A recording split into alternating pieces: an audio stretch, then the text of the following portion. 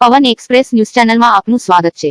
ચુંદડીવાળા માતાજીની આરતી કરીને ભક્તોએ ગુરુ પૂર્ણિમાની ઉજવણી કરી।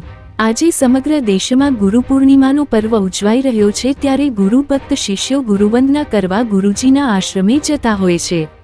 ત્યારે અંબાજીમાં છેલ્લા 80 વર્ષથી અન્ન જળ વગર જીવી રહેલા ચુંદડીવાળા માતાજી ઉર્ફે પ્રહલાદભાઈ જાની તેમના પણ હજારો શિષ્યો છે। આજે સમગ્ર દેશમાં ગુરુ પૂર્ણિમાનો પર્વ ઉજવાઈ રહ્યો છે, ત્યારે ગુરુ ભક્ત શિષ્યો ગુરુવંદના કરવા ગુરુજીના આશ્રમે જતા હોય છે। ત્યારે અંબાજીમાં છેલ્લા 80 વર્ષથી અન્ન જળ વગર જીવી રહેલા ચુંદડીવાળા માતાજી ઉર્ફે પ્રહલાદભાઈ જાની તેમના પણ હજારો શિષ્યો છે। ચુંદડીવાળા માતાજી ઉર્ફે પ્રહલાદભાઈ જાની છેલ્લા 5 વર્ષથી બ્રહ્મલીન થયા છે। તેમની જગ્યાએ તેમના જેવી જ માર્બલની મૂર્તિ બનાવી પ્રાણ પ્રતિષ્ઠા કરવામાં આવી હતી।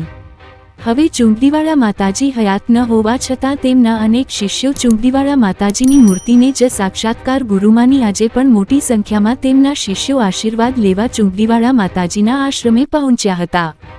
આ સાથે તેમની મૂર્તિમાં ગુરુ પૂર્ણિમાને લઈ વિશેષ હોમ હવનને અન્નકૂટ જેવા ધાર્મિક કાર્યક્રમો યોજ્યા હતા।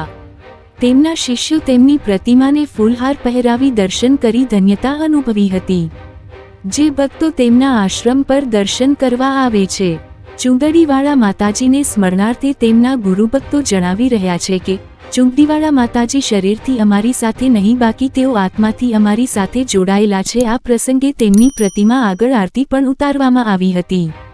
પવન એક્સપ્રેસ આજે ગુરુ પૂર્ણિમા છે, ગુરુ પૂર્ણિમા, અને આજે માતાજીને બ્રહ્મલીન થયે 5 વર્ષ થયા। કદાચ શરીરથી અમારી પાસે નથી, પણ આત્માથી અમારી સાથે જ્યારે જોડાયેલા છે, અને આજે એમની મૂર્તિ રૂપી આત્મા એમની સાથે છે, અને એમના આશીર્વાદ લેવા માટે દરેક ભક્તો આજે અહીંયા આવ્યા છે। અહીંયા આજે સરસ મજાનો ભક્તિનો પ્રોગ્રામ પણ રાખેલો છે, યજ્ઞ પણ રાખેલો છે, સાથે પ્રસાદનું પણ આયોજન કરવામાં આવેલ છે, અને મૂર્તિની અંદર પણ અમે ફૂલહાર પહેરાવી અને પૂજા અર્ચના કરેલ છે।